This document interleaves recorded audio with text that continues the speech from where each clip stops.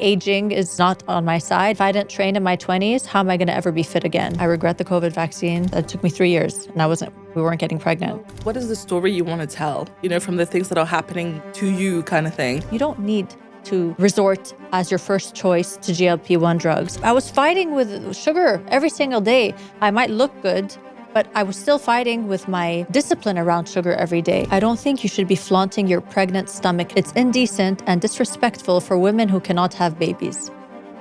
What? Excuse you? Excuse me?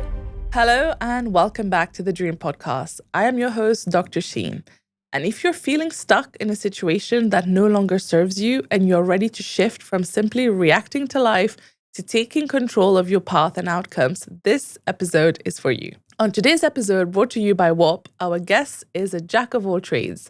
Today, we're joined by Tracy Harmoush, a multi-hyphenate entrepreneur and one of the most influential voices in the health and longevity space and a dear friend of mine.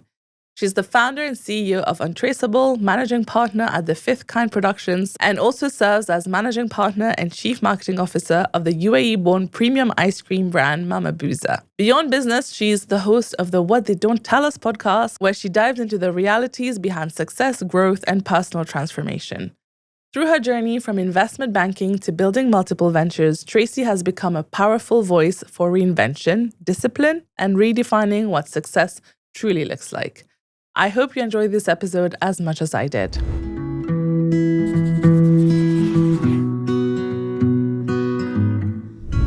Hi, Tracy. Hello. How are you? Very good. Thank you for having me again. Of course, it's been how many, 3 years? No, really? Yeah. 3 years since our last one together? You were in my first season. Oh, wow. Yeah, that was a long time ago. It doesn't feel like it because we caught up a few times since. Yeah, so we've met a few times. Yeah. But I remember we were talking about you freezing your eggs and how important that is. Mm-hmm. And now you're pregnant. And now I'm pregnant with my frozen eggs. It just all came full circle. Was it actually with the frozen egg? Yeah, I did IVF. Oh my God. Yeah. That's so good to know that, it's actually a full circle moment. Yeah. How does it feel? It feels like security. Like, I mean, at least the whole journey was not stressful for me when I was in my infertile phase. It took me 3 years and we weren't getting pregnant. Oh, wow. So we did all the tests, we did functional medicine. I'm very healthy. So it wasn't a health issue in terms of the lifestyle and nutrition, but it was other factors that come into play. I mean, it could be anything. It could be the COVID vaccine. It could be environmental toxins, microplastics from ages ago, even though I'm very careful with everything I use in my house right now. Your perfumes, your detergents, all the way to like my husband's, let's say, testosterone, sperm count, whatever. Yeah.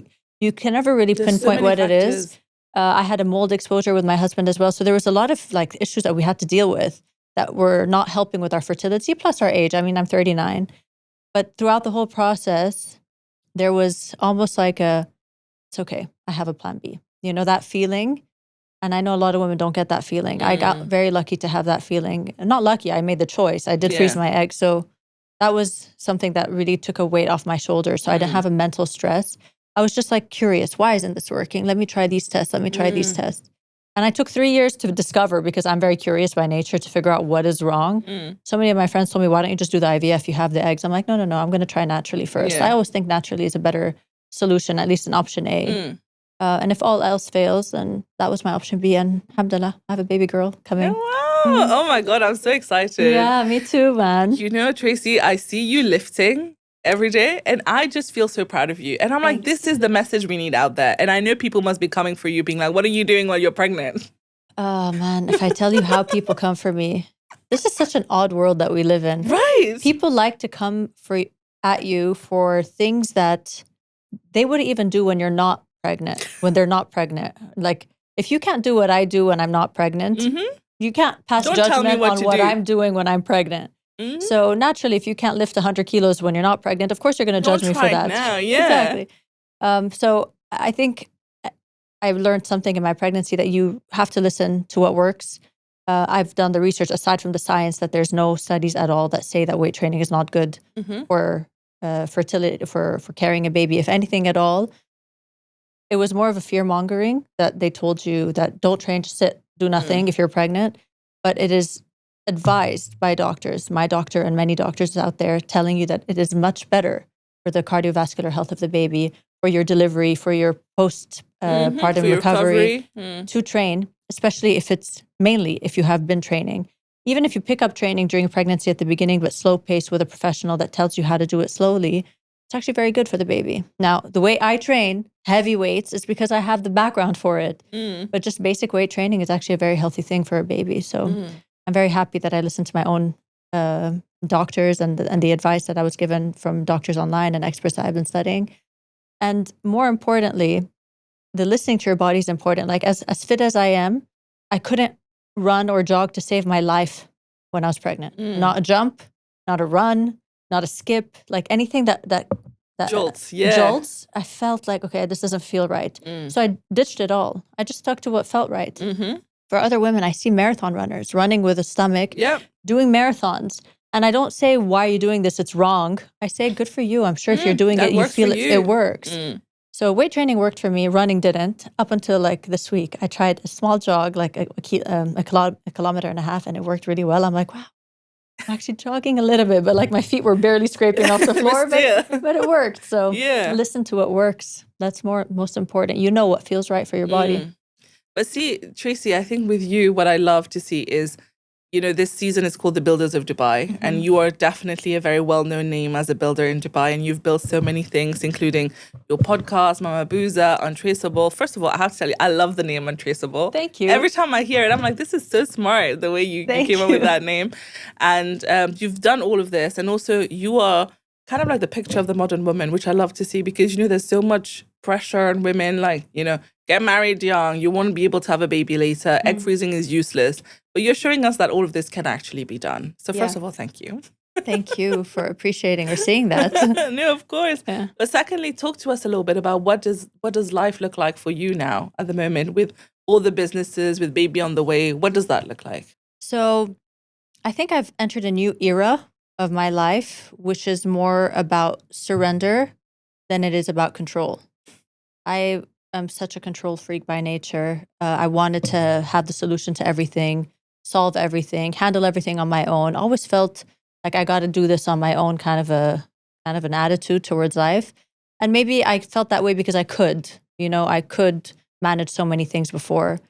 And I feel like now, maybe call it like hormones, call it, motherly instinct or nurturing instinct that's coming out. But I feel more inclined to surrender to things that are out of my control. My body changing, out of my control. My, energy changing sometimes throughout the day. I don't have the stamina to work the way I worked before. Out of my control. I'm not going to fight against it. I think the beginning of my pregnancy was a bit hard because it felt like I was mourning a person that doesn't exist anymore. And I'm walking into a new body and a new mindset that I'm not comfortable with. So there was tears, there was, stress that in that transition for the first couple of months, over and above with all the hormones that I had to be on because of the IVF. So it didn't really help. And then I realized surrendering to God more than ever now, surrendering to, what my body's asking of me, listening to what my body's asking of me, and being able to do what I can do with the businesses that I need to keep afloat.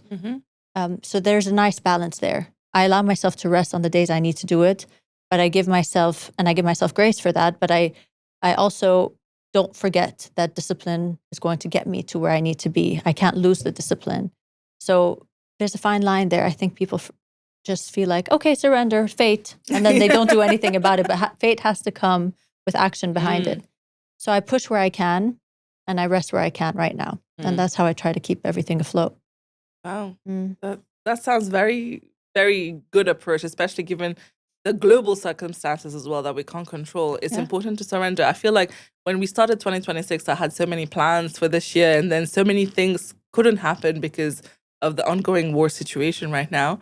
And I'm learning to do the same as you, trying to surrender, trying not to be like, we make plans, we work hard towards it, but if it doesn't happen, or you just kind of like go with the flow, right? I had actually just a conversation with my friend Karen yesterday. We were laughing about it. At the beginning of the year, I had really big gigs lined up. I had just done a a panel for Mr. Beast. And then I had like 3 other huge things coming up and some good speaker events. And I was telling Karen about it earlier in the year.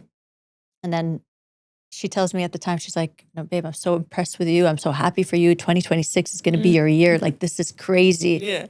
And then she tells me the other day, she calls me, she's like laughing. I'm like, what's funny? She's like, I'm so sorry I told you 2026 is going to be your year.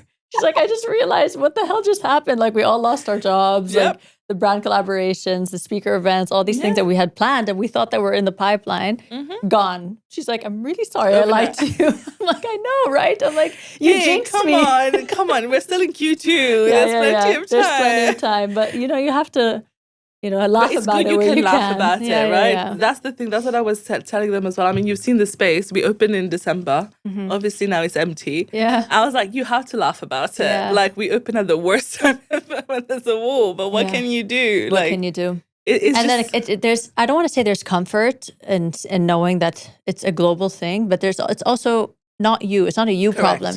Yeah. It's something that's out of your hands right now. And you can just figure out a way to do the best you can from it. Like, learn the lessons that you need to learn. I mean, it teaches me that don't count on speaker events only. Don't count on brand collaborations only.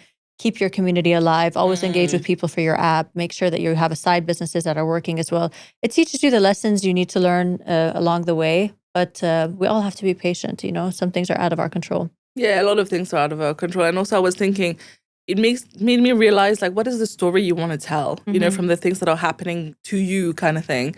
Because, we can say, oh, yeah, I could see the things, the missiles happening from my balcony. Or you can also just say, like, you know, we pivoted, we learned from this and the community came together. Like, it's up to you how you tell the story. It's a pretty cool story we get to tell eventually, right? So that's one way of looking at it. But anyway, you mentioned your program, and that's one thing I would love to talk about. So tell us a little bit about Untraceable first before I deep dive into my questions. Yeah. Untraceable it's a high performance habits for women program across your nutrition, across lifestyle enhancements that you can do to feel and look your best.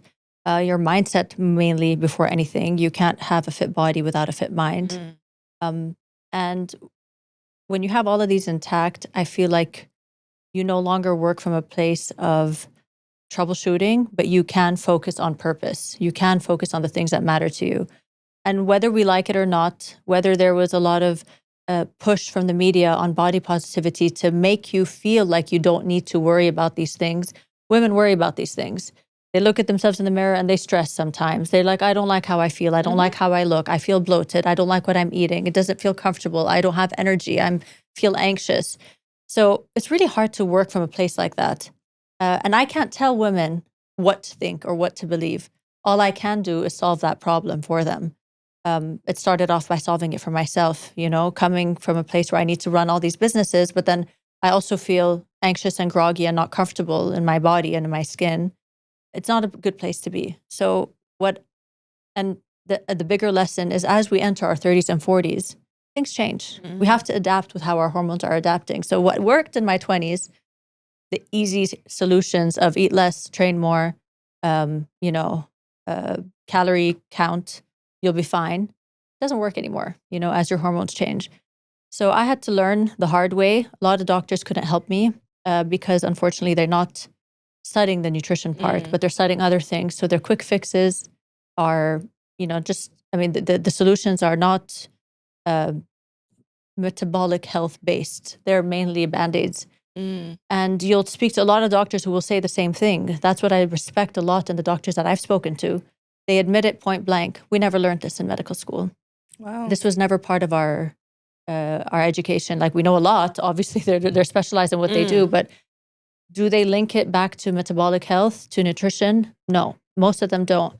So many of them are now engaged in, you know, relearning and adding to their practice, which is such a nice thing to see, because you have two polar opposites. You have half the experts that study what they study in university and then hold that degree and say, this is what it is. And then the rest that are continuing to educate themselves. And we live in a world that everything is changing. Everything is being second guessed. All the books that were indoctrinated before because of funding have now been, you know, outed to say, this is not what it is. This is actually funded, right? By big food, big pharma, big agriculture. So to go to the program, the reason why I created it is I had to educate myself, spend thousands of dollars learning it myself from the different experts who were kind enough to mentor me. And when I figured it out, I realized it's such a gem to be able to take back control, of the fundamentals, of the basics of your life. And when you have that control, you could flourish with purpose. I don't need to stress about how my body feels, how I feel in my mindset, my energy levels. I can just focus on the purpose I want to, the impact I want to create in this world. So I want that for other women. And I have seen beautiful results, the results that just make me so proud, even more than the results I've done for myself. It's just such a nice feeling to see that women come to me for fat loss, which is unfortunate because I always say, you tell them what they want, but then you sell them what they need. Right. If I tell them I'm going to help you with your discipline and your mindset, they're going to be like, I just want to see the number change. I don't change. even care about discipline or mindset. Like, what is this crap? Yeah. Just tell me the fat loss. How much weight am I going to lose? Yeah. And it's so unfortunate because yes, you will lose the weight, but I want you to know that it is a much bigger win when your discipline and your mindset is intact. So then I realized I'll bring them in with the fat loss because I know that's going to be the end result. And almost everybody on the program, when they tell me how they feel, they talk about the fat loss at the end. It's always like, I can't believe the control I have, the lessons I've learned, what I'm able to teach my kids, the example I'm setting, keeping the promises to myself. And then they're like, oh, and yeah, I love the fact that I lost 5 kilos. I'm like, you see? It's not, the fat loss is so secondary compared to the control that you have through creating good habits for yourself. See, a lot of the things you've mentioned here is exactly what I want to talk to you about is, for example, the whole body positivity language that started becoming very viral on the internet. Do you think that is helping women or is that more encouraging unhealthy habits? I think it depends who the person on the receiving end is. And I'm a firm believer that all causes start with good intent until someone fucks it up. So same thing happened with body positivity. It started with good intent. Like, hold on a second. Like, supermodel skinny is not the only narrative we should push. We should talk about to other women who need to understand that different body types and health doesn't have to look like that. But does it mean that it goes to the other extreme? Does it mean that we push complacency, that you don't try hard and you need to love yourself anyway? You don't do the best for your body and you need to love yourself anyway? I don't believe that. And the people that are interpreting it that way, whether it's the media's fault or whether it's people's perspective, because people take it upon themselves and then they interpret it that way. Okay, body positivity, great. So I just need to do me and I don't need to push hard. You can do that, but I don't think you're going to feel the best about yourself if you do that. I think trying to do the best you can in different parts of your life, not just with your body, but obviously in your business, try your best with your kids, with your relationships, try your best. And the same thing with what you're eating, with how you're training, with how you're moving, try your best. And after you try your best, whatever the outcome is, I believe people are happier. And that's a huge emphasis on my program. You'll notice this. When you try, let's say you go on a health plan, you barely started, but you committed to what they told you to do on the health plan, okay?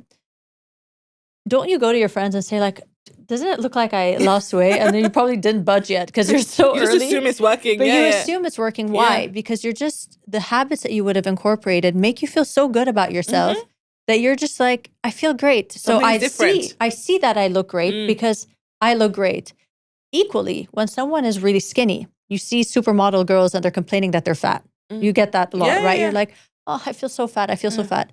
It's because these girls are probably drinking the night before. They're probably binging on sugar, but they know that they're not doing healthy things during the day, but they're just so happy to stay thin. And they look at themselves like the person that made the decision to eat the cake. And that looks like a fatter version of themselves. So it's just so crazy that when you do keep good habits, whatever the end result is, I'm a firm believer of that. You would love your body, whether it ends up curvy, whether it ends up skinny, whatever it ends up like. You're like, I love what I've done because I know that I did good habits yesterday. So the byproduct doesn't look like one way. It looks like the best version of what you just did, the best version of you. That's the bigger learning. Like, just do the things that make you feel good because the end result is going to make you feel good about your body. It's not the end product of being skinny only, But do you feel like clearly there's a very strong link between self-worth and your body, right? How you view your body. Like, as you mentioned, body dysmorphia is there. Yeah. A lot of people think they're fatter than they are. Some people are very judgmental. We are very judgmental, especially women, in the way we look. So have you seen that a lot? A lot. Yeah. And I told you that the number one thing I see is even if someone did not reach the ideal look, whatever that is, when they do the good habits for 2 weeks, they dress differently, they walk differently, they carry themselves with confidence because they just feel like I have treated my body well today or yesterday or the day before. And that is enough to feel confident. That's what confidence is. It's not an end result of what an ideal body looks like. It is, have you treated your body well yesterday? And you wake up feeling a bit better today. It works with men as well. I have so many men, it's not a woman problem, feeling, I don't know, like I have they pull out their belly fat. Men have this issue too. And who are we to say, you're not allowed to think that way. It's vain. Of course. Who are we to judge them? All we can do is validate what they're feeling, tell them, don't focus on that, okay? But then they're like, okay, but I focus on it. How am I going to fix it? And I can give you a solution for that. Build better habits. And listen, I mean, what the crazy thing is that what I teach in my program is not rocket science. It's not like new medicine. It's how to go back to basics. How did we live in our hunter-gatherer days? How did we eat? How did our ancestors eat? It's basics. It's not rocket science. Like now you call it science. Before it was just like what humans do. This is how humans got here. This is not science. So science is adding on the supplements, adding on the extra little things that you're promoting here and there, but just telling people the basics of how to eat, how to thrive, how to move, how to work with sunlight, how to sleep better, how to anchor in the circadian rhythm, like basics. And people sometimes just need to anchor back to the basics and they forgot how, because there are so many quick fixes out there that are going to give you a solution to what you want, but that are going to probably cause problems later. And if you could just remember that you have the power to take back control, you don't need to, resort as your first choice to GLP-1 drugs. You have the power, but it's so sad to see how many people lost the confidence that they have power. So many people have forgotten that you have the power to do it. We just are consumed with so much garbage that it purposely is designed to make you addicted to it. It's not you're not the problem. It's not your fault. It's the fact that you are consuming the thing that was designed by the smartest people in the room in big pharma and big food to make you addicted to it. So when you can't say no, it's not because you have a willpower problem. It's because the thing is designed for you not to be able to say no. So when you learn how to forget about those for a while, consume the foods that will tell you when you're full, that will give you the trigger, that will make your hormones work again to tell you, cool, you're full now. Don't worry, I'm not going to let you crave. You'll be shocked at yourself, like, how am I not craving? How did I not eat for 6 hours? It's because I just ate a nutrient-dense meal. I worked with the sun. I did not fast all day and starve myself and get my hormones going haywire. I actually did what is right for my body. Because your body is smart. It's there to protect you. It doesn't want to sabotage you. Most people hate their bodies. They're like, my body's out to get me. It wants to sabotage me. I know it's not working for me. And it's so the opposite. And that's what I love to teach people in my program. Your body is trying to protect you. It wants you to survive. It wants you to thrive. But it will help you out and keep you in fat storage mode when you're not treating it right, because fat is the diamond of your body. It's what keeps you alive when there's famine. Right. So it's going to keep it there until you start giving it some respect and you treat it well and you give it some consistency in healthy habits. And then it's like, okay, cool. I think I'm ready now to let go of this old fat that I've been protecting you with this whole time. And it's just such a crazy thing to learn and understand. And the course that I have is about learning that. It's not just, here's a program. Who cares about the program? Most people don't stick to anything if they don't know why.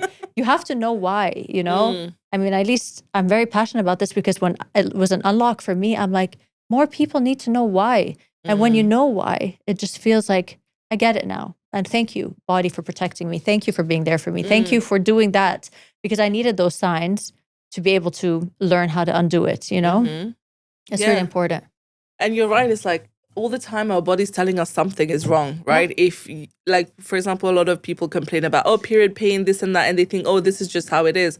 But that's your body telling you something is wrong. Your hormones is wrong. But because we have not been trained, as you say. There's no money in that. So, let's just pop us with the sugar and the salt. You're telling me. I mean, the first thing I think about is I was on the contraceptive pill for 10 years. PCOS when I was a kid, 17 years old. Okay, get on the pill. 10 years. Shutting off my hormones, not working properly at my prime, where I'm supposed to have my hormones working in sync properly. Shutting off my ovulation, like outsourcing my ovulation to a pill. Yeah. And period pains, like I can't even tell you. I used to be dragged to the hospital from excruciating period pain. They're like, oh, you just have cysts, it's okay. Yeah. Take this medication. Now that I'm learning about women's health and the experts I learn from, they say it is an absolute must for you to listen as a teenager. If you have insane period pains, that is not a good sign. That means something is wrong. It's mostly metabolic. It's maybe your nutrition. It's something that's happening that's telling you there's something wrong. You need to go fix it. And we're just telling teenagers, like we're just comparing ourselves. Oh, your period hurts, mine too. Yeah. I have to sit 3 days at home. How bad is it? How bad is it? And we're just like gossiping about it as if it's normal, and it's not. And it's not our fault. We don't know. Not everyone's curious to go and investigate. They just listen to what the next doctor's telling them. So it's just so sad that you have to go through all of that to eventually say, okay, maybe I should have listened to my body. Maybe I should listen to these signs. So if I could do my part in telling people what I'm learning, then I'll do what I can. But that's so relatable, because even me I was 20 and my period was all over the place. I was getting period twice a month. Yeah, me too. And the doctor was like, you know what? Get on the pill. Yeah. So I got on the pill. I was on it for also, I think, like 6-7 years. And I was always bloated. My face was so big. Like, that's how when you saw me, you were like, your face is different. I got off the pill since last time you saw me. And then I'm like, wow, it was really affecting me everywhere in my life. And if you look at the side effects of the pill, it's crazy. I mean, even with fertility, I don't want to go too conspiracy and people. Go for it. We love a conspiracy. I'm down the rabbit hole. I mean, the pill is designed to. I mean, in many ways, it's designed to stop people's fertility. Yeah. Like it's to curb population growth, right? Yeah, to curb population growth. I mean, it depends on what angle you want to look at it, but it's not a safe thing to take. I mean, I just literally, my assistant was just telling me, I'm not online. I need to go to the hospital. Something's wrong with me. I'm nauseous. I have major migraines, whatever. The next day, she's like, my doctor told me this is because of my contraceptive pill. I need to get off it right away. 5 days she's been off of it. She's like, I can't believe I was on that thing. She's like, the headaches disappeared instantly. 5 days. 5 days. She's like, everything, the nausea disappeared, the mood swings disappeared. It even messes with your pheromones. Apparently you're attracted to different people depending on the hormones. That would explain a lot. That would explain a lot. Like, why was I with this guy? Yeah. You know what I mean? So it's just like, what are we doing here? What are we doing? And what are we trusting? Are we trusting... I mean, are pharmaceuticals always there to like give you every solution that's good for you, or is some of them better for them? Is it a dependency thing, or is it really something that is good for every human being out there? And I feel like I made mistakes. The pill was a huge one for me. Vaccine, I regret the COVID vaccine. A lot of people are saying that now, and I see it. My immunity has really gone down. I never used to get this sick this often. It's not just a lot. I mean, we've seen it, and I mean, look at the Epstein files. They all came out saying that this pandemic was planned from 2014. It was like written all over the emails. Yeah, we have all the emails, And I'm just like, are people that kind to say, hey, listen, we're going to give you free vaccines. We want to help you out. Come in. Let's give you free vaccines. Said Panadol is not free, but the COVID vaccine was free. Exactly. So then it makes you wonder, like, seriously, like, do you really care that much about my health? Like, you just want to give me free stuff? Like, okay, cool. Like, I have maternity issues. Can you give me some free stuff? Every other health stuff is not we can't. that important. So, yeah, I think everybody needs to question everything. Even question me. I mean, everything I say is probably not correct. Like, I'm not saying what I say all the time is right, but I question everything. And if we know what we know now in this world, it is question everything. Every single thing that comes out of any elite, any big corporation, any textbook. History has been rewritten just to be kinder to some. Be kinder to some. And I mean, it's in favor of the victors, right? Yeah. History is written by the people who won at the end. So the indoctrination that we are talking about right now, I mean, across anything, whether it's in the medical field or history books or whatever, is a real thing. So it's just so important to question everything and then make a good assessment. But it's so confusing, especially in the health space, right? There's always something new that's trending, and then there's more research that contradicts that, and then there's a new one. For example, air fryers, everybody was raving about it, and now they're saying it might not be good for your health.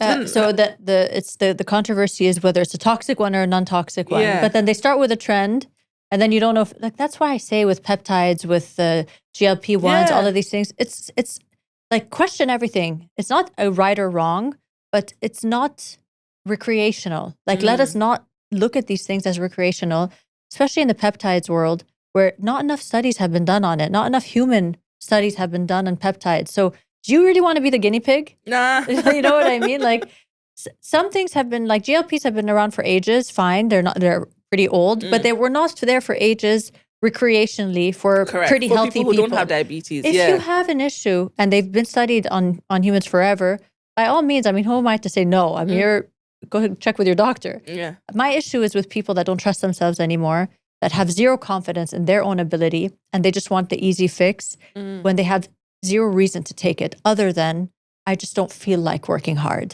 That is where my issue lies.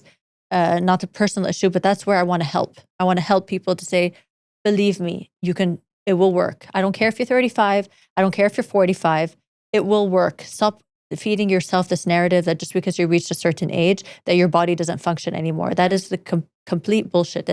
It's something that has to be erased from our vocabulary, that your age is dropping your metabolism. It is your lifestyle, it is your nutrition, it is your choices, it's your habits that's changing your metabolism. It is not your age. You could really reverse the clock there. I mean, I've increased my calorie intake to 2,200 a day when I was eating 1,200 a day when I was younger. Wow. Not able to burn more than 1,200 without gaining weight. It's because I've learned how to work with nature. I've learned how to make my lifestyle an active lifestyle, so that I'm and working with the right foods to help me burn, eat comfortably. I don't feel like I'm a slave to food anymore. I can just eat comfortably and I won't gain the weight. So it's quite important to have these lessons, put them in your back pocket. You don't have to use them all, but just leave them as knowledge for you, you know? But I'm going to go back to what you said something earlier, where you said that once people you start the journey, you start feeling good and the confidence comes in from living the lifestyle already. Right.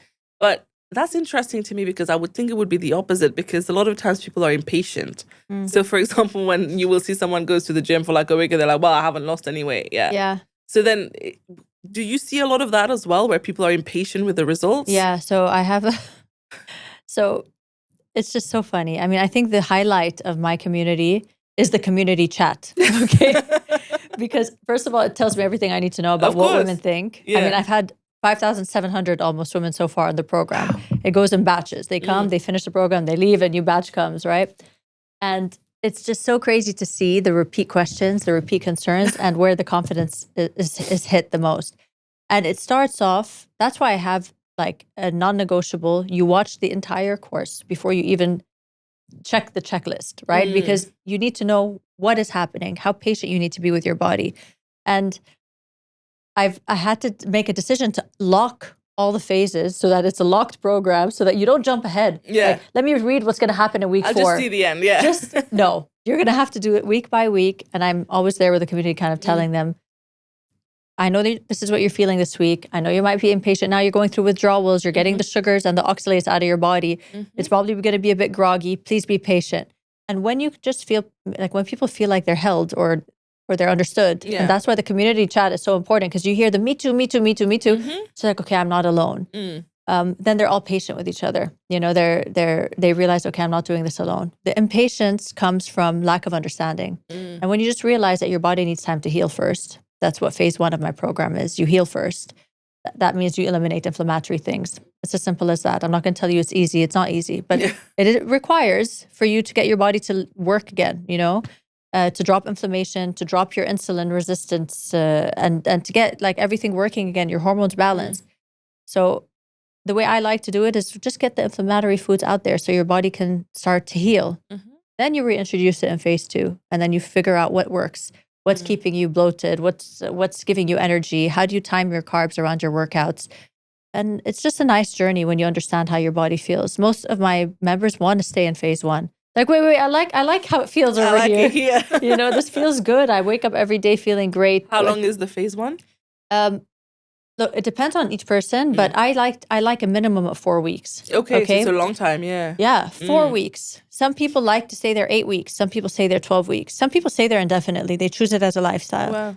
But it depends who you are. If you like balance more, if you like, some people are not balanced, in certain things. I personally, it took me a long time to find some balance around sugar. There was no balance for me. It was eat the whole tub or don't have it in the house. Yeah, same. Like, I don't know how to have a spoon and leave it and in be the done with it. What and is I'll come that? back tomorrow. I'll have another spoon. I don't know how to do that. Like, my husband does that beautifully. Yeah. It's just, you have to work with what works for you. I know myself. I have a sugar problem. Yeah. If it's there, it will finish. So just remove it. I don't want it in my house. Correct. Don't put it in front of me. You know your triggers, right? I know my triggers. Yeah. Does that mean it works for everybody? No. Some people are like, hold on, Trace. I mean, you're quite extreme. Let me just have a small piece of a bite, and I'm okay with that. If that works for you, great. And that's why I teach people in phase 2. This is where you need to work with your triggers. If you're the kind of person that's going to get triggered so much by sugar, sorry to tell you, but don't put it in front of you. You don't put alcohol or drugs in front of you if you're triggered by them, Yeah. So it goes the same way. And you work on your relationship with food in phase 2, Yeah, I think because, the thing is, a lot of us think we almost are too hopeful about our own restraint. So we think, no, today I'll be better. I'll buy it and I'll be better. And then you realize you're not. And I think that's also what feeds into women, as you say, like giving up on having confidence that they can actually do it themselves. And then they look for the shortcuts. Absolutely. Right? But tell me, walk us through the program. When someone gets in, what does it look like? Before we carry on with this conversation, let me tell you something I wish I knew earlier. When I started building a business on social media, I thought I needed 10 different platforms. One for payments, one for courses, one for memberships. It was absolutely chaotic. And honestly, it slowed me down.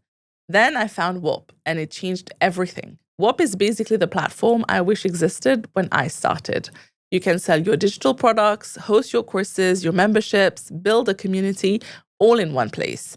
It's a one-stop hub for everything you need to turn your content and ideas into a business. No tech headache, no patching things together, just clean, simple monetization. So if you're sitting on content, ideas, or even a small audience, this is your sign to actually turn it into income. Click the link in the description box below to sign up to Whop and start monetizing your audience today. Because if you're already showing up online, you might as well get paid for it. Now back to the episode. So you start off, you get your welcome email, and then you get access to the app. Okay, it's a community app. You start off by watching a course. It's a tutorial on what to expect, how the app works, what are the different features of the app. So you have the nutrition section, the habit building section, the science-backed section, and expert advice. So all of the experts that I've studied, the books I've read, the recommendations that came from them, I talk about their point of view on all of it, so that it has like some weight. So they're like, it's not Tracy's perspective only. Like, this is where I'm learning all of it from. And then the fitness and mindfulness section. So you have your meditations, your breath work, because they all are interlinked. You could be doing everything right with food, but if you're stressed all the time, your body's not going to let go of fat. Sorry to say. If you don't sleep, your body's not going to let go of the fat. Sorry to say. So I just teach people how to connect the dots with everything. It's a lifestyle change, right? So you start with phase 1. It's 4 weeks. I have non-negotiables for every week where you follow a specific grocery list. I give you the portion guide. I give you the lifestyle tools, what to do from when you wake up to the evening, what time to eat, how to incorporate different walks at different times, how to curb cravings, what movements to do for the day, whether it's a workout or whether it's just, taking it easy and recovering, because recovering is just as important as movement, right? We know this now. It's week on week. It gets a little harder every week, and that's the beauty of it, that most people get excited on week 1 and they want to do more. They're like, okay, I didn't feel hungry, so I'm thinking of just skipping dinner. I'm like, you don't skip a single meal. Every meal you have it because it's going to train your body to trust you. And they get shocked because they're like, how am I eating a ribeye steak of 300 grams and I'm full and I'm being asked to eat again when they're used to eating salads all day? I'm like, you eat the damn steak and you eat the fish at night. I don't care. So there's a lot of like, but I can do it. I can do it. People are used to starving themselves. They're used to extremes, We right? think that's the only thing that We think works. that's the only thing that works. And you want the quicker solution, right? You want to lose weight faster. I'm like, the fastest way is the right way, the hard way. You do it in a non-negotiable is you follow everything. Because the day is going to come when you're on week 3 where I'm going to tell you skip dinner now, and your body's going to be prepared for it. It's not going to be a fight. It's not your body telling you I'm on survival mode. I need food right now. Your body's like, I get it. I feel satiated. You've trained me for 3 weeks to be satiated. So that's the beauty of the journey. I feel when people learn like, I could do a 24-hour fast on week 4. How is that possible? When you want to do something called cellular autophagy, clean out your cells, clean out the toxins. It's just a method of cleaning your body, not like weight loss cleaning, but just cleaning your cells and the toxins in your body. And they were like, how the hell did I do a 24-hour fast? Like it's breakfast to breakfast or lunch to lunch. It's because your body's satiated, your body trusts you, and you would have worked your way up. So it's really sequential and progressive. The same thing goes with the workout plan. I have a plan on the app called the Ageless Method. Most women are so worried about aging, right? I can't tell them what to worry about. This is a huge concern for women. They go for the injectables, right? Because they're worried about aging. But they forget that the biggest factor that's causing you to age is your muscle composition. If you do not have proper muscle composition in place, you will age. It doesn't matter if you have a tight face. It doesn't matter if you do injectables. You want to age gracefully, you have to have the right muscle composition. You need to really worry about your muscle if you care about aging. So what does it serve you to like have a super tight face but not be able to retire on a beach when you're older or to play with your grandkids? It doesn't serve you. So I created the Ageless Method, which teaches you how to progressively train in the gym alongside the nutrition and lifestyle guide. And it starts from week 1 to week 12. And from week 1 to 4 matches the phase where you're healing. And then week 4 to week 8 matches the maintenance phase. So after you're done with your healing phase, you move on to the maintenance phase of the program, where it teaches you how to reintroduce certain foods with balance, time it around your carbs, time the carbs around your workouts, how to keep the fat off, because the trigger is something I learned from the community as well. After they would have eliminated some foods because of the beginning of the healing phase, they don't know how to reintroduce foods without being afraid of food. So I'm like, this is not going to work. You guys have to learn how to reintroduce food and not be afraid of it, but to remember that food is fuel. So then they start realizing, how am I eating all these things again and I'm not gaining the weight? It's a process that takes time to get your body to heal. So I teach that in a 12-week program mainly.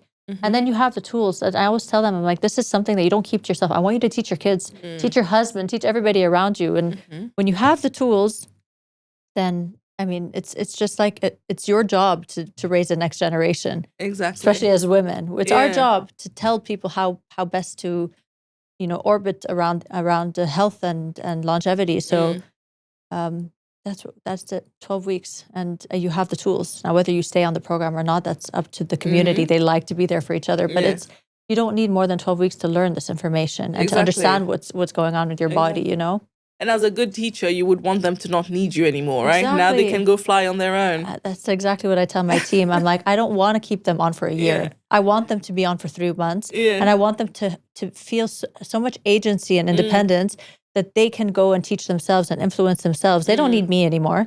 So it's important to be able to give people the confidence that you don't need to be dependent on me. You can do this yourself. And at what point do you see most people struggle or kind of like fall off a little bit? They struggle, I think, in the first week because of the withdrawals. When you're withdrawing, you can get migraines, you can get headaches. But it's funny because like some people either understand, I'm maybe addicted to sugar. That's why I have such withdrawals. And other people are like, oh my God, the steak is giving me a headache. Is this, I'm like, dude, like an alcoholic doesn't go back to drinking alcohol because they struggled when they come off of it, right? And it's obviously something that has been poisoning your body. It needs time for you to adjust. So I think in that week, If it weren't for the community, if people are doing it alone, it gets scary. Like, why am I feeling groggy and tired? And like all these withdrawal symptoms, you sleep in the middle of the day sometimes when oxalates are dumping out of your body. So when that phase passes and they see like a lot of water coming out of their body, there's a lot of inflammation from water retention. Already 2 kilos are gone after 2 weeks or 1 week. And they're like, how the hell is this happening? It's not pure fat, but it's just the fact that you see what happens when we're not consuming inflammatory foods. So I think it's the first 2 weeks, and then they get super excited because the results start coming in. So the results build the motivation. It's not Tracy builds the motivation. It's your results that builds the motivation. Yeah. But when you're talking about it, all I'm thinking is sugar is so bad for us, but it's crazy how it's everywhere. It's designed to be everywhere. Right. How are you going to buy stuff from big food if you're not going to be addicted to it? I mean, it's just the drug they're feeding us since we were kids. Yeah. I mean, people say, yeah, but I turned out fine. I ate sugar when I was a kid. I turned out fine. I'm like, I did not turn out fine. Me having a fight every single day with a cake doesn't mean I'm okay. No, like, I'm not fine. It's an unhealthy relationship. It's such an unhealthy. Every day I had a struggle. Like, today I'm not going to eat cookies. Today I'm not going to eat cookies. Today. And then I eat it. And I get upset and I cry to my husband saying, why the hell did I eat the cookies? I said I wasn't going to eat the cookie. It's such a stupid thing to talk about, but it was my reality. Like I was fighting with sugar every single day. I might look good, but I was still fighting with my discipline around sugar every day. And that triggered me. Like, you are such a smart girl, Tracy. You're disciplined in many things in your life. You have control with many things in your life. You're seriously succumbing to a damn cookie.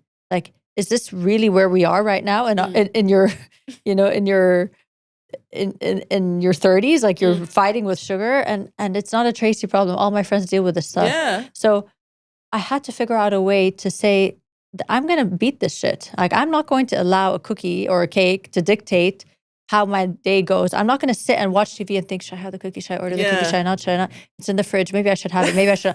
I'm talking to myself like a psychopath. You're not focused on anything. You're not focused on anything. No. If let's say we order cookies to the house, I know there are 6 in there, and I want to go back and forth to the fridge, and I do. I have a bite, and I put it back, and I leave, and I come back, and I have a bite. But before I know it, the 6 cookies are gone. Like, it's insane. And it's not, until I learned that this is not a Tracy problem. This is designed to create that kind of addiction for me.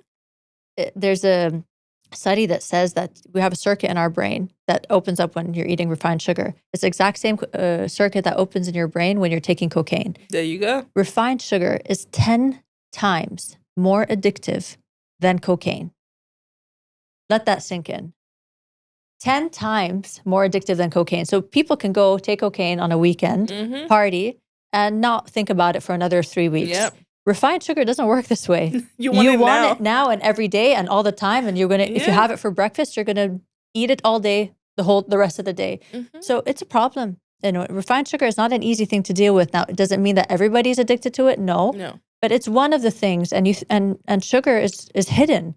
You think sugar comes in a cookie, but sugar is in your bread and sugar is in your rice. It's everything has sugar. All carbs have sugar. So fruits have sugar, you know? So you just have to be careful with how much you're consuming if it's a problem for you. For other people, it's other stuff, right? Maybe they don't care about the cookie, they care about the pasta. But it's just to learn, to understand why this is happening.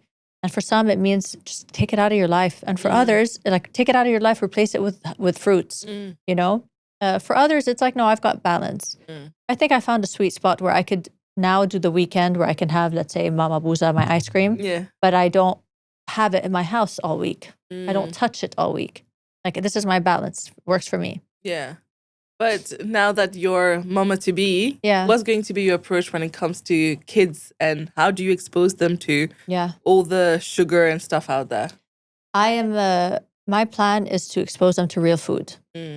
Refined sugar is not real food. Okay. So I will not, at least in their younger, from till 2 years old or whatever, I would love to see them have healthy meats. I want to see them have avocado. I want to see them have healthy fats. I want to see them have yogurt and honey and dates and fruits. Why do I need to give them a bag of chips and candy? It's crazy. I see things online where some people post about what they're feeding their kids, similar to what I would like to feed my kids. They're like, poor kid, he's so depressed. They don't know happiness. And I'm just like, the fact that you see pleasure for your child in a piece of cookie or in chips is the problem.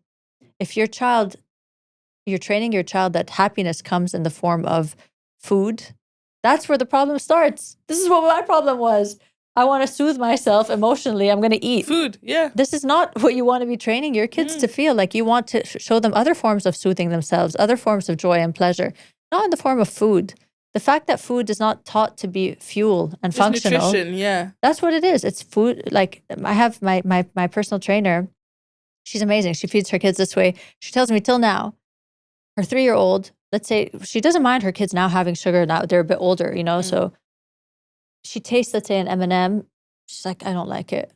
I'm like, what? That's the dream. She's like, Mom, I don't like it. What does she like? 95% dark chocolate. I'm like, are you joking? She's like, because I eat that. So she learned from me. Yeah. When I would give her a small piece, she'd eat it. Now that she tastes the sweet, she's like, I don't want it. And even fries, if fries are on the table, they taste it. It tastes like garbage to them. It's like, imagine, like, if you think of like the texture of French fries, it feels like a bit cartony, right? It is, yeah. But then if you give them like a carrot or a broccoli, it feels fresh. They're just used to it. Their palate is different now. I want that palate. I'm like, I want that palate. Like, for me, it's like, fries are here. Don't look, Same. don't look. I have one. Exactly. And then you want to eat it all. Yeah. We're trained that way. Oh my God. No, but I think that's it. Started early. Yeah, like, they're not going to miss what they don't know. No. Right? So, and it's not missing, to be honest, because it's not good for you. It's not good for you. It's not like you're taking away nutrients from them. You're taking away garbage from them. Like, so be it. And then they'll have a healthy relationship with it, so they can have it if they want to. They won't feel forced to. So like we when do. their birthday parties, she gives them, like, they try a piece of cake or they try whatever, they eat it. It's not one of those things that they believe needs to be a staple in their diet on Monday, Tuesday, Wednesday, Thursday, Yeah, exactly. But now that you've worked with so many women, almost 6,000 women, you said, right? Like, do you see that everyone has the same pattern, or do you feel like it's different and everyone has their own little blockade when it comes to losing weight? Before we carry on with this conversation, let me tell you something I wish I knew earlier. When I started building a business on social media, I thought I needed 10 different platforms. One for payments, one for courses, one for memberships. It was absolutely chaotic. And honestly, it slowed me down. Then I found Whop, and it changed everything. Whop is basically the platform I wish existed when I started. You can sell your digital products, host your courses, your memberships, build a community, all in one place. It's a one-stop hub for everything you need to turn your content and ideas into a business. No tech headache, no patching things together, just clean, simple monetization. So if you're sitting on content, ideas, or even a small audience, this is your sign to actually turn it into income. Click the link in the description box below to sign up to Whop and start monetizing your audience today. Because if you're already showing up online, you might as well get paid for it. Now back to the episode. I feel like the problems are universal in the sense where I'm too old, my genetics, I'm the issue, I've tried everything. I don't trust. Why would this program and not something else? I've tried everything. I know this is not going to work on me. Like, there's a self-doubt problem with women. Like, lack of trust in the systems or what's out there full rightedly. And even, like, don't trust me at the beginning. I get it. Like, it's hard. Like, how many people do we know online selling different random programs that are bullshit, right? Yeah. So who's to say that mine is going to be the right one? I get their perspective. And also, I've seen all these doctors, no one was able to help me. So there's that problem of the lack of trust and lack of trust in themselves and self-doubt that I have a problem, my body's messed up and it's out to get me. And as they age, they feel like the problem gets worse. Like, I'm doomed. Aging is not on my side and I lost my chance. If I didn't train in my 20s, how am I going to ever be fit again? If I've never dieted before, how am I going to start now? So I try to really remind them as much as I can. Like, I just want to grab them and shake them sometimes, like, please believe me. But you need to give people their time, and they need to want it. You can't hold people's hand. So I always say, when you're ready, I'm here. Whenever you're ready, I'm here. So that is mainly a universal issue. Now, people have different, triggers here and there or bigger problems here and there. When it's more medical, they have specific issues. I always say, please go talk to your healthcare provider when it's a more medical thing. But general health, it's an easy fix when you fix your lifestyle and nutrition and your movement. And is there anything you learned from this program from working with so many women that you did not expect? Actually, it's not so much about the women. What has surprised me is the reaction of different people, different professionals or experts online. Okay. That surprised me more than like the women. I expect, people that are dealing with their own problems to have doubt and to question, to have issues. But I found something to be super interesting. I've spoken to, whether it's on my podcast or privately or in big biohacking and longevity functions, some of the top doctors in the world. And I always run by them my program and my methodology and like what I believe in terms of nutrition and health. And when they're in the functional medicine space, we speak the same language. All of them are always intrigued, impressed, and encouraging me to keep going. They're like, we are so proud of you. This is amazing. Keep spreading the word. Even doctors don't do this. Wow. Even doctors don't know this, so we have to really unlearn and relearn ourselves to reintroduce nutrition and lifestyle into medicine. So we're impressed with you. We're proud of you. We follow each other online. Amazing. And these are people that are doing way better than me, right? Okay. But then you get some people that study nutrition or some smaller, accounts online who will bash you for the sole reason that you don't have a university degree. Not for the knowledge, not because what you said is wrong, not because they care if what you said is right or wrong, because it's not wrong, what I say, and it's vetted by I can't tell you how many times I would see a doctor say exactly what I said wearing a white coat, and I would say the exact same thing, and then you have all the claps on the doctor's page, but because Tracy doesn't have a university degree that gave her permission to speak, you should be silenced. And the only people that put you down or are not supportive of you spreading a message like, take care of your health, take care of your food, watch out for your habits. What is this message? It's just there to help people. The only people that have something to say are people that are doing worse than you. You check their page. They don't have clients probably. They do very few consultations, and they're like, why the hell is Tracy, speaking to 5,500 women, and I should be the one that consults these people. Tracy doesn't have a degree, so they will take their sweet ass time to create some random video to put you down for no reason, just so that people can bash you. I'm like, dude, you have that much time on your hands. But you would never see that from the bigger doctors. Never. You would never see that from people that are doing more than you. They are so impressed and proud of you for knowing the knowledge, for taking the time to learn it yourself and to educate yourself. Like, they're like, are you sure you're not a doctor? I'm like, no, but I'm so proud of myself. I know this information because I took the time to learn from these guys. I read their books. I read their research, So that is a learning that I would love for people to also remember for themselves. Please don't feel the need to shut up or not to say what you know is right because of a stupid damn paper that someone signed for you when you were 18 years old. Education is free. Knowledge is free. You could learn and research and do the work without this damn paper, and you have the credentials to teach it. If one person can learn from you, if one person likes what you're teaching, and they have free will to either take it or not. You're not forcing it down people's throats and putting it in some book on some shelf somewhere. They have free will to learn from you. I mean, I'm learning from people on breastfeeding and co-sleeping and what to do when they're just moms that have done it before me. I don't give a shit if you have a certificate because I just want to know from someone that experienced it before me. So I feel lucky because I have the backing of the best of the best.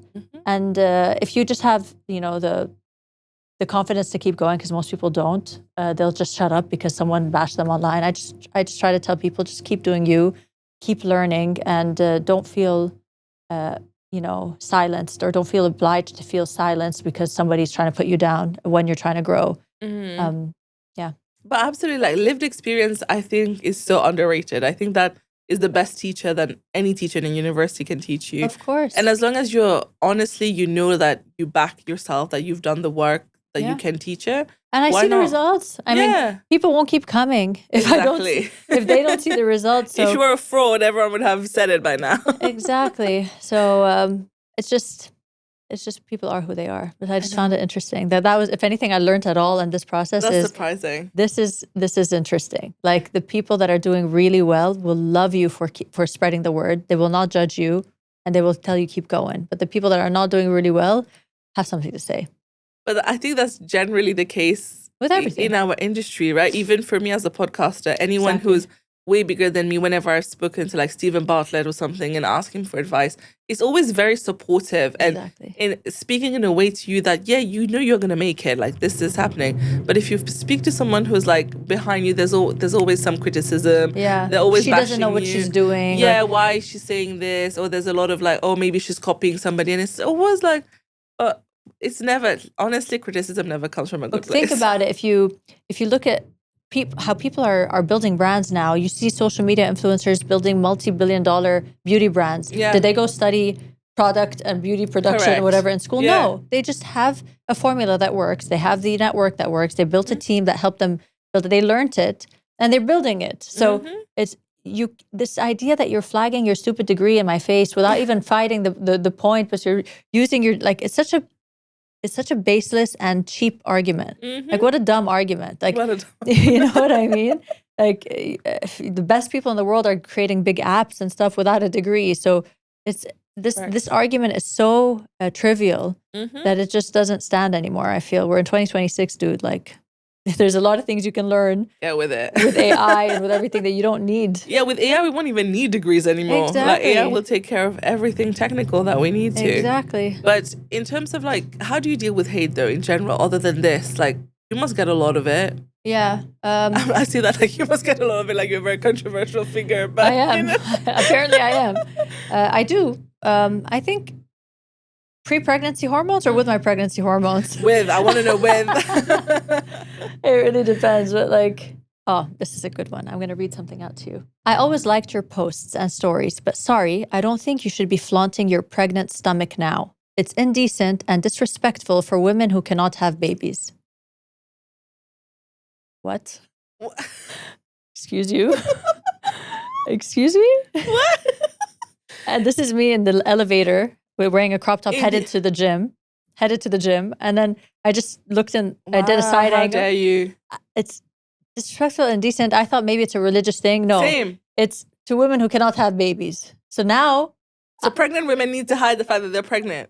And like, I have to be ashamed of my body when I'm pregnant. Yeah. So this is one where my hormones kicked in and I just responded. Please. Oh, what did you say? But others, mainly I just don't respond. Yeah. I'm like, I struggled with fertility for 3 years.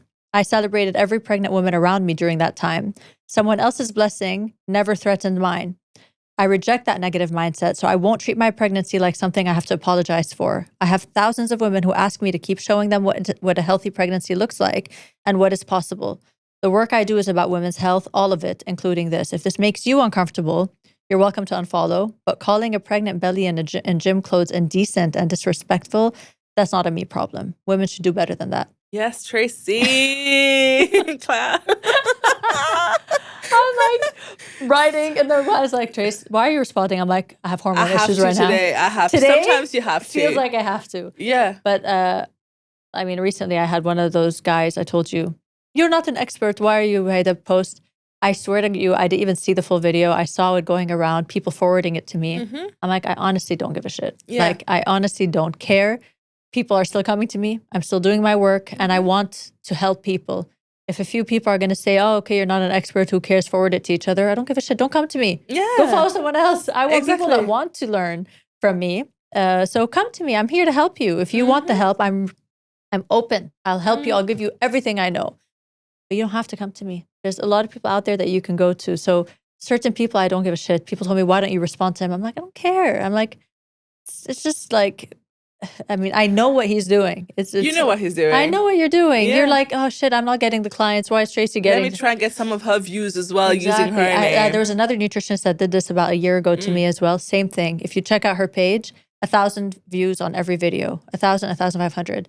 My video, she got 200,000 views. Ooh. I'm like, you're welcome, girl. Yeah. You can have those views. Well, to tell you. If I was able to help, Take it. We're here to help anyway. Yeah. But I'll tell you, I have a very similar story. I do a little bit of content around Islam. Yeah. So I get a lot of hate for that as well. Really? Yeah, because I don't wear a hijab. That's the main complaint, right? Who are you to speak without Yeah, a hijab? Exactly. No way. And this man decided to make a video using my face. One of my videos, he's using it, and then he's like, look at this girl. She's like spreading false things about Islam and everything. Again, I looked at his page. He gets like 700 views per video, and this one was almost at 1 million. You see? Obviously, I replied. I left a comment, and I was like, "Oh my God, look at me doing God's work! I helped you grow your platform. You're very welcome." Bravo. That's what I said to the girl that wrote that. By the way, that girl a year ago, I wrote that. I'm like, "You're welcome." By the way, for the views, I'm happy for you. I'm happy so I to help. said something like that, and then she's all of a sudden, so many people started bashing her. So it started with her followers. Yeah, you're right. High five.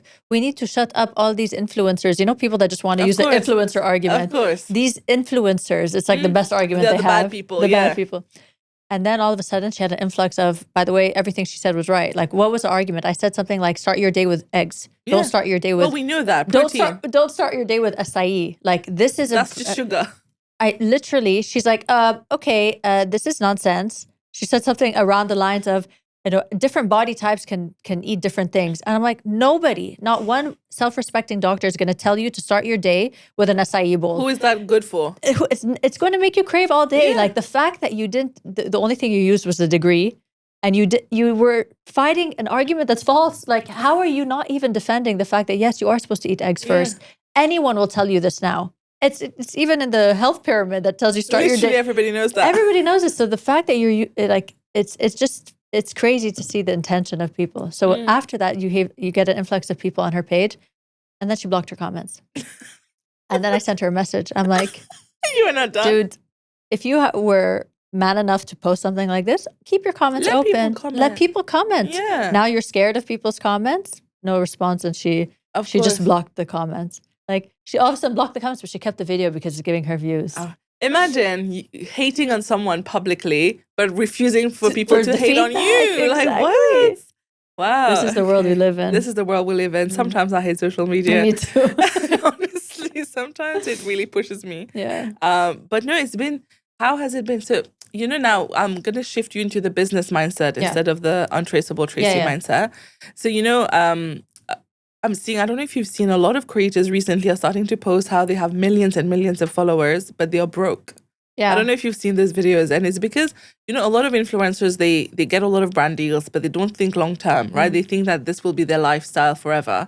But obviously, I think realistically, we all have a very limited amount of time in the limelight where you can capitalize on the views and the attention that you're getting.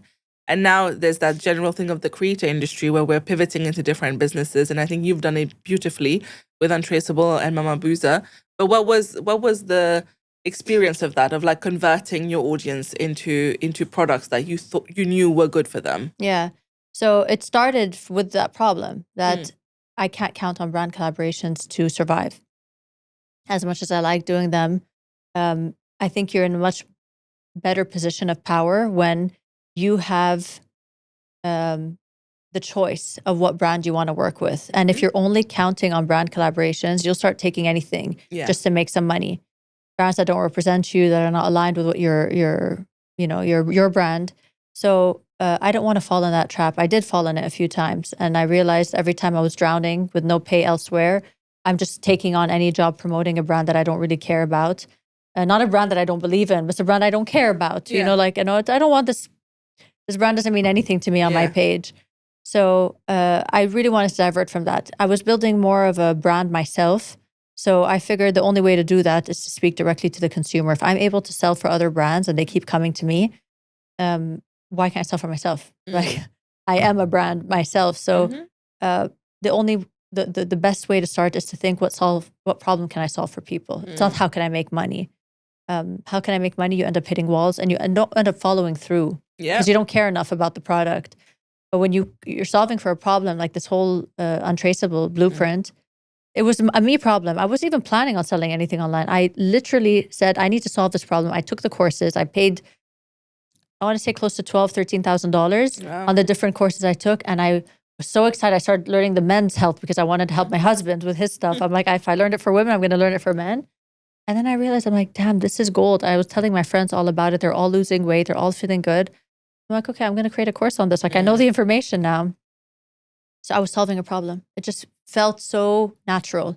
And I made good money. I'm not going to lie. It was amazing to see that you can make good money when you're helping other people, when you're of service to other people. It doesn't have to be, real estate is what makes money now. Like, no, you don't have to think this way. You have to think, what are you good at to solve a problem for a niche and to make sure that it helps people. You're of service to other people.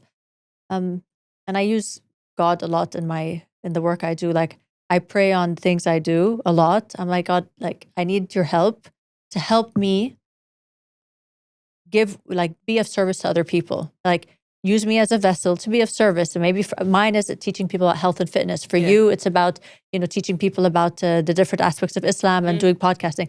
Everybody can be of service in this community. Absolutely. It doesn't mean you have to only talk about religion. You can just be of service to the community. So I always resort to God in my prayers in the morning to say, like, help me out today. Like, let me put out a good message. What message can I put out that's going to help people? And it helps. I don't know. For me, it's just like, it helps. It helps. It gives you like a kind of an assurance and groundedness and mindfulness with the work that you're doing. You're not just all over the place. So that's on the Untraceable front. With Mama Booza, it was an investment opportunity, which was also great. Old friends of ours had approached us to join them in their ice cream venture that they just started. It was really small. And given my platform and my PR and my network, and given my husband's background in production and building brands, they wanted to partner with us to create a brand out of Mama Booza. So we're like, amazing. We're going to learn how to build brands now even more. We're going to be able to use the network. And it's been so fun. And obviously knowing my sugar junkie side, I'm like, I have to take this one. I'll do the tasting. So it's such a fun thing. And there's so many walls that you hit.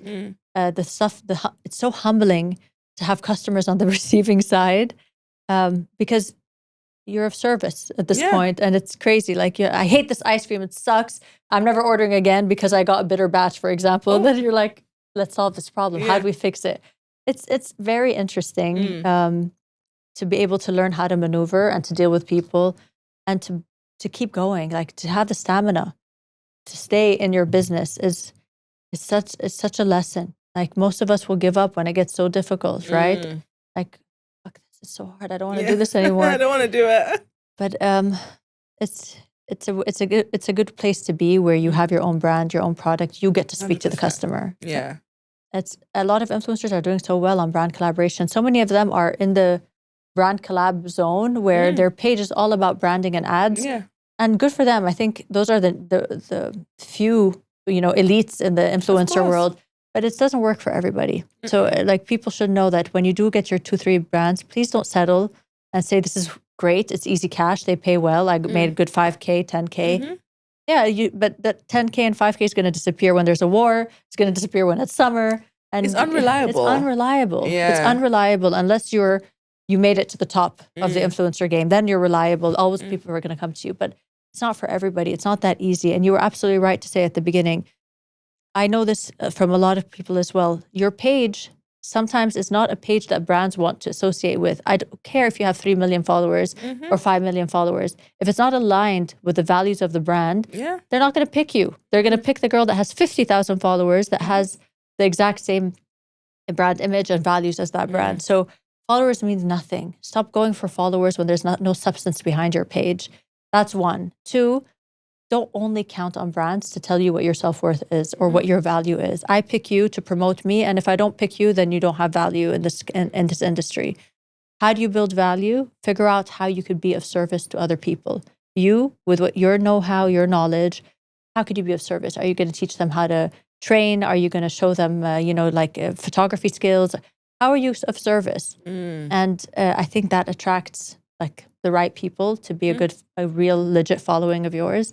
And then brands can come and go in this case, but at least you have a service to give other the cherry people. On top. You have done this. You've created a course yourself. Yeah, I did. Exactly. Yeah, I started the Podcast Academy. Exactly. And now we've opened this place as well. Exactly. I'm just trying to diversify. That's perfect. Yeah, because perfect. At the end of the day, I don't want to be an influencer, right? We're building businesses here. Exactly. So that's what we're trying to do. And anyway, what is an influencer? An influencer is someone that has good influence in society. It's not someone that promotes other people's brands. No. So if it just so happens that a great brand approaches me and they're like, hey, let's partner business to business. Let's do a good collaboration. Correct. I'm down. Yeah. But like, hey, listen, here are the deliverables, 5 posts. I just need your platform and your numbers.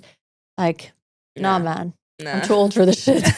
Like, I need a partnership. Let's discuss how we could add value to other people together. I like your brand. You like my brand. What can we do together?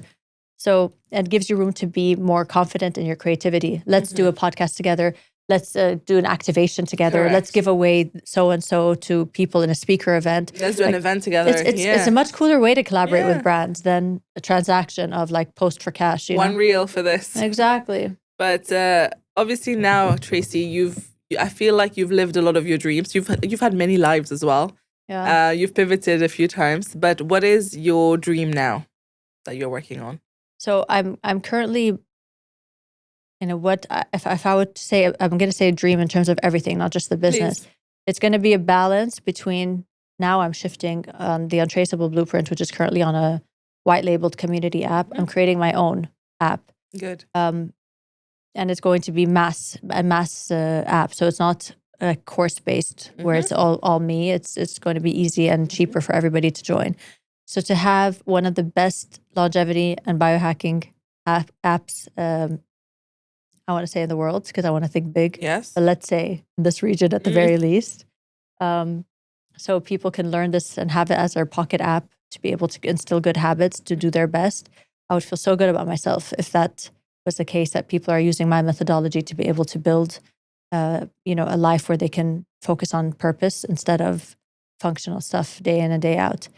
And then to have a good balance of having that where I'm more mobile and remote and have my baby on the way, and I'd be able to educate my baby in a way where, I could raise her, be there for her, not spend all my time working and building, but have a more relaxed approach because, everything's come full circle. This app works functionally on its own.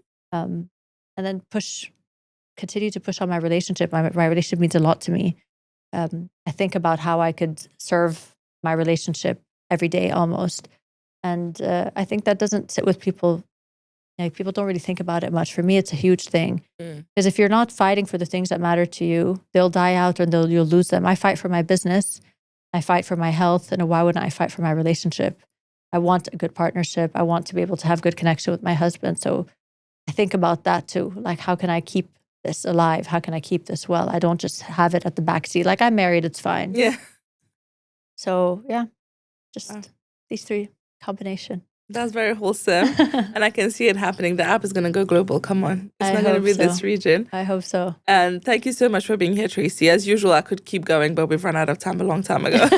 And if you want to know more about Tracy, we've actually done an older episode where she tells us about all the pivots and all the previous lives she's done. But thank you for being here, Tracy. Thank you so much. And next time we'll see you probably with your little baby. I'll bring her here. Yeah, we'll bring her here. That would be nice. Yeah. Thank you for having me. Thank you.